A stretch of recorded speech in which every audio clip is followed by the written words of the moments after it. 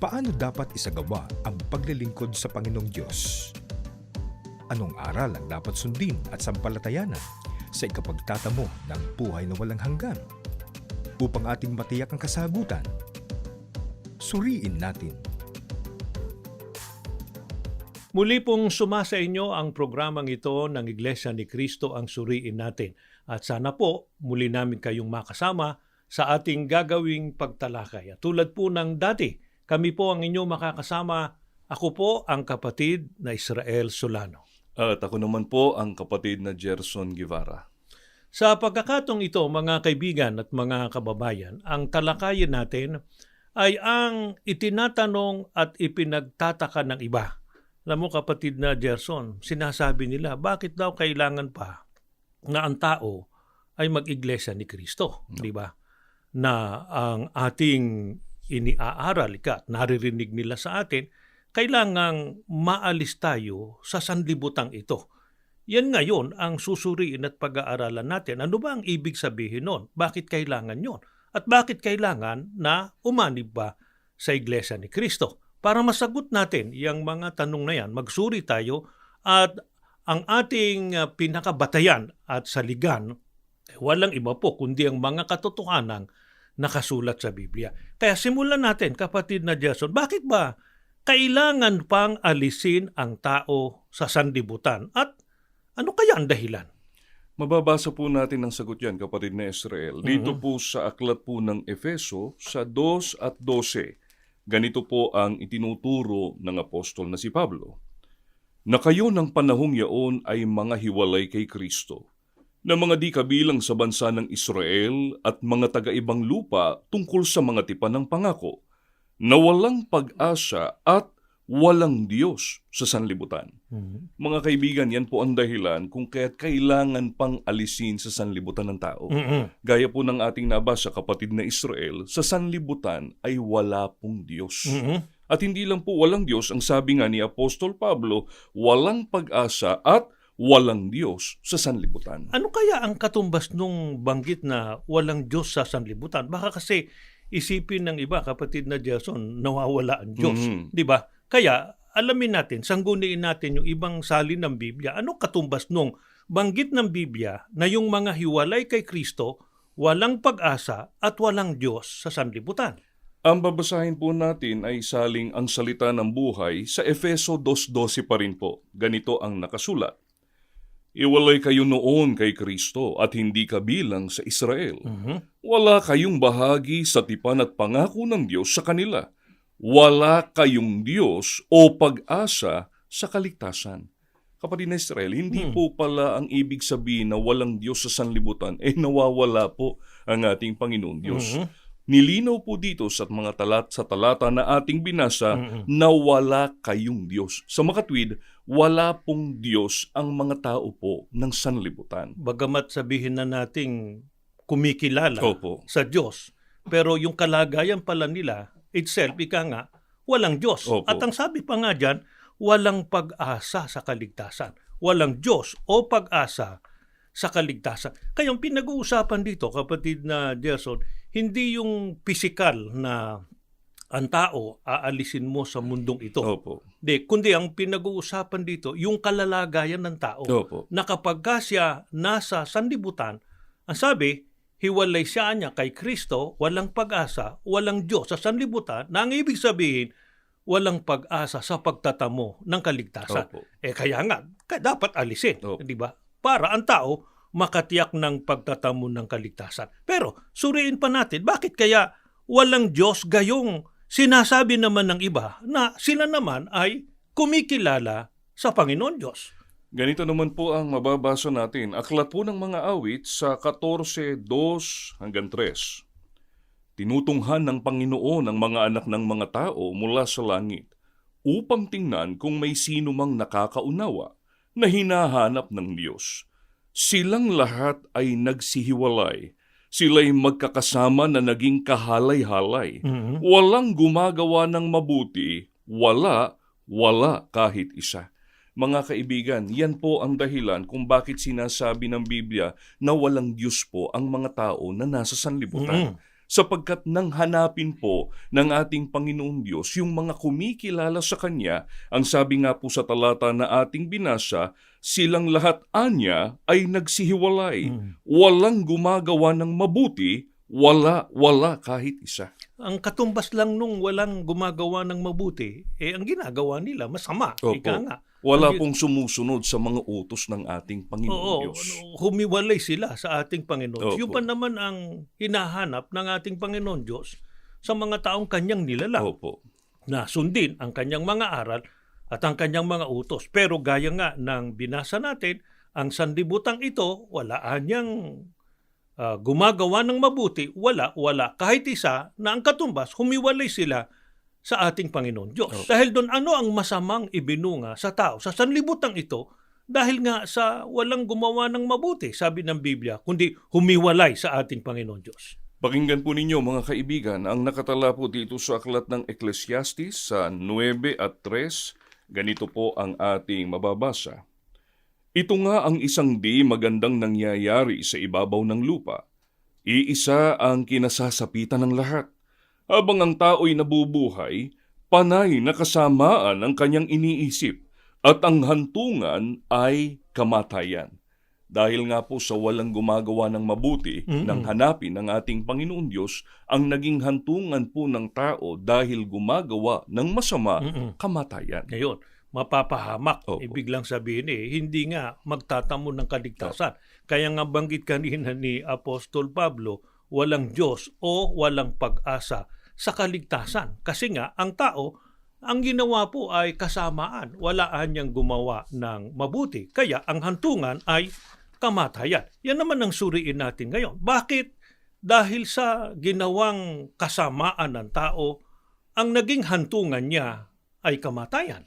Sapagkat ayon po sa Biblia, kailangang bayaran po ng tao ang kanyang kasalanan. Yan po ang mababasa natin dito po sa aklat ng Roma sa 6 at 23. Pahayag po ni Apostol Pablo. Sapagkat ang kabayaran ng kasalanan ay kamatayan. Datapot ang kaloob na walang bayad ng Diyos ay buhay na walang hanggan kay Kristo Jesus na Panginoon natin.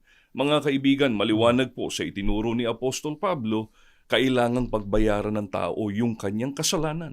At ang kabayaran po ng kasalanan, maliwanag, kamatayan. Pero baka ang isipin ng iba, kapatid na Jason, kapag ganyan, walang problema. Dahil sa namamatay naman ng tao. Di kapag ako namatay, nalagutan ako ng hininga, may nasabihin ng iba, okay na, bayad na ako sa aking nagawang kasalanan. Alin kayang kamatayan ng tinutukoy, kapatid na Jason, siyang ganap na kabayaran ng kasalanan? Bagamat yung kamatayan po na pagkalagot ng hininga, bahagi po talaga yan ng pagbabayad ng tao sa kanyang kasalanan. At itinakda na yan ng ating Panginoon Diyos sa lahat ng tao. Di ba? Pero maliwanag din po na itinuturo sa Biblia kung alin po yung ganap na kabayaran ng kasalanan. Yan po ang mababasa natin dito po sa aklat ng Apokalipsis sa 20 at 14. Pakinggan natin. At ang kamatayan at ang Hades ay ibinulid sa dagat-dagatang apoy. Ito ang ikalawang kamatayan. Sa makatwid ay ang dagat-dagatang apoy. Mga kaibigan, ang ganap na kabayaran po ng kasalanan ay ang ikalawang kamatayan. Na yun po ang kamatayan doon sa dagat-dagatang apoy. Yun ang kaparusahan ay tinakda ng ating Panginoon Diyos sa lahat ng taong masama at yan ay sa araw ng paghuhukom. Kaya mga kaibigan at mga kababayan, mahalaga po at kailangang maalis ang tao sa sanlibutan. Kasi kung ang tao mamamalagi po sa sanlibutan, na ang katumbas noon namamalagi po sa paggawa ng kasamaan, tiyak po ng hantungan ay kamatayan. Ang kamatayang tinutukoy po yung kabayaran mismo ng kasalanan, yung ganap na kabayaran ng kasalanan na walang iba kundi ang kamatayan doon sa araw po ng paghukom, yung ikalawang kamatayan, kaparusahan sa dagat-dagatang apoy. Kaya nga, sa loob po ng Iglesia ni Cristo, maliwanag na sinasampalatayanan namin na kailangang alisin ang tao sa sanlibutan ito. Alisin sa kalalagayang tiyak na mapapahamak pagdating po ng araw ng paghuhukom. Ano kaya ang kinalaman ng Iglesia ni Cristo kapag ang pag-uusapan ay kaligtasan at huwag na ngang mapahamak pagdating ng araw ng paghukom. Yan ngayon ang patuloy nating pag-aralan at suriin. Paano magkakaroon ng karapatan ang tao na maligtas at mabalik sa piling ng ating Panginoon Diyos, sa tangkilik ng ating Panginoon Diyos ang taong nasa sanlibutan? Pakinggan po natin, ganito po ang pahayag ng ating Panginoong Hesukristo mismo. Nakatala po sa aklat ng Juan sa 17, 6 at 9, ganito po ang pahayag. Ipinahayag ko ang iyong pangalan sa mga tao na ibinigay mo sa akin mula sa sanlibutan. Sila'y iyo at sila'y ibinigay mo sa akin at tinupad nila ang iyong salita. Idinadalangin ko sila. Hindi ang sanlibutan ang idinadalangin ko, kundi yaong mga sa akin ay ibinigay mo sapagkat sila'y iyo.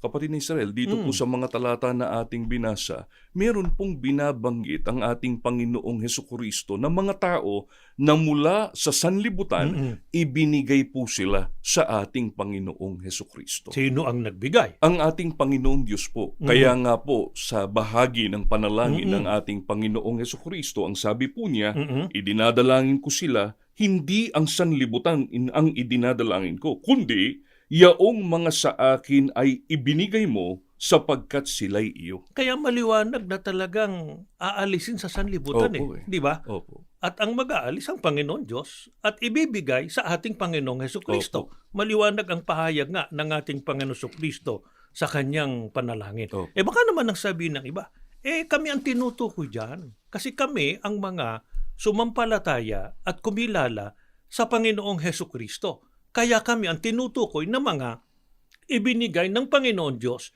sa ating Panginoon Hesukristo na inalis sa sanlibutan. Biblia ang ating sangguniin, kapatid na Diyaso. Opo. Sino kaya ang tinutukoy natin na inalis sa sanlibutan? Saan sila naroroon? Pakinggan po ninyo ang pahayag naman sa atin ni Apostol Pablo dito po sa aklat ng Kolosas sa 1:12 hanggang 14 na nagpapasalamat sa Ama na nagpaging dapat sa atin upang makabahagi sa mana ng mga banal sa kaliwanagan, na siyang nagligtas sa atin sa kapangyarihan ng kadiliman at naglipat sa atin sa kaharian ng anak ng kanyang pag-ibig, na siyang kinaroroonan ng ating katubusan, na siyang kapatawaran ng ating mga kasalanan. Mga kaibigan, hindi po basta-basta maaangkin na sila po yung tinutukoy sa mga talatang binasa po natin kanina na ibinigay ng ating Panginoon Diyos sa ating Panginoong Hesukristo na inalis sa sanlibutan. Sapagkat kapatid na Israel, maliwanag po kung saan dinadala yung mga ibinigay sa ating Panginoong Hesukristo. Saan sila dinala ayon kay Apostol Pablo? Ayon po sa mga talata na ating binasa, na siyang nagligtas sa atin sa kapangyarihan ng kadiliman at naglipat sa atin sa kaharian ng anak ng kanyang pag-ibig. Sa makatwid, matatagpuan po sila sa kaharian ng anak o ng ating Panginoong Hesukristo. At ano ang kahalagahan nung binabanggit na kaharian ng anak ng pag-ibig? Bakit kailangan dun dalhin? Sapagkat gaya po ng sinabi sa atin ni Apostol Pablo, na siyang kinaroroonan ng ating katubusan, na siyang kapatawaran ng ating mga kasalanan. Yun yung pag-aalis talaga sa sanlibutan. Opo. Kasi ang sanlibutan nga, nasa kasamaan, nasa kasalanan, nakatalaga sa kapahamakan o sa kaparusahan pagdating ng araw ng paghukom. Opo. Ang kailangan ngayon, mailigtas ang tao, maalis sa sanlibutan. Para maalis sa sanlibutan, kailangang ibigay ng ating Panginoon Diyos sa ating Panginoong Hesukristo. At ang mga ibinigay po ng ating Panginoon Diyos sa ating Panginoon Hesukristo, yun din po tinutukoy ni Apostol Pablo, inilipat niya sa kaharian ng anak ng pag-ibig na naroon ng katubusan na kapatawaran ng kasalanan. Opo. Kaya nga po, nakatitiyak ng pagtatamo ng kaligtasan. Pagkakataon po ito na ibinibigay ng ating Panginoon Diyos. Pero, tiyakin natin, alin ba ang pinatutunayan ng Biblia na mayroong katubusan na ang katumbas may kapatawaran sa mga nagawang kasalanan? Biblia pa rin po ang sasagot sa atin. Ganito po ang nakatala, aklat po ng mga gawa, sa 20 at 28. Ito po isali ni Ginoong George M. Lamb sa pagkakasali na po sa wikang Filipino. Ingatan ninyo kung gayon ang inyong sarili at ang buong kawan, Narito'y hinirang kayo ng Espiritu Santo ng mga katiwala upang pakanin ang Iglesia ni Kristo na binili niya ng kanyang dugo. Mga kaibigan, maliwanag po, tinitiyak sa atin ng Biblia kung alin po yung tinubos o binili ng mahalagang dugo ng ating Panginoong Hesukristo. Wala pong iba kundi ang Iglesia ni Kristo. Kaya mga kaibigan at mga kababayan, ito po dahilan. Kaya may Iglesia ni Kristo. At ito rin po ang katotohanang ibinabahagi po namin sa inyo. Nais po namin na makasama kayo sa loob ng Iglesia ni Kristo para matamo po natin ng katubusan, kapatawaran ng kasalanan, maalis tayo sa sanlibutan ito. Maalis tayo sa kalalagayang mapapahamak pagdating po ng araw ng paghuhukom. Sa halip, makatiyak tayo ng pagtatamo ng pangakong kaligtasan. Yan ngayon ang tiyakin natin mula sa pagtuturo ng Biblia, kapatid na Jason. Opo. Ano katunayan na kapag ka nasa loob ng Iglesia ni Kristo, nakatitiyak ng pagtatamo ng kaligtasan? Ganito po mga kaibigan ang nakatala sa aklat po ng Efeso sa 5 at 23. Ganito po ang pahayag sa atin ng apostol na si Pablo, 23, 25 hanggang 27. Sapagkat ang lalaki ang ulo ng kanyang asawa, tulad ni Kristo na siyang ulo ng iglesia, na kanyang katawan at siyang tagapagligtas nito. Mga lalaki, ibigin ninyo ang inyo-inyong asawa gaya ng pag-ibig ni Kristo sa iglesia.